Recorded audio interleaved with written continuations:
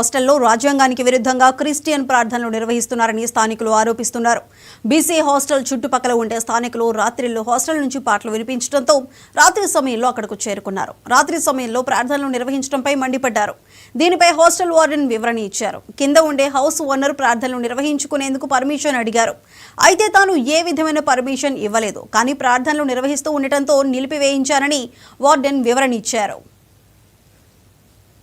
నేను ఇది government BC boys hostel. నేను హాస్టల్ వార్డెన్ని.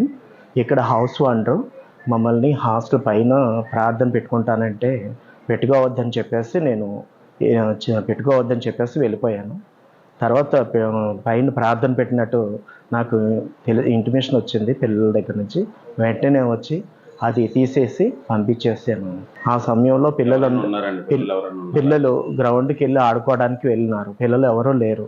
నేను కూడా మధ్యాహ్నం వరకు ఇక్కడ ఉండి వెళ్ళాను. ఆ మధ్యాహ్నం తర్వాత పిల్లలు సండే అవటం వల్ల ప్లే గ్రౌండ్కి వెళ్తానంటే పంపించాను. ఇది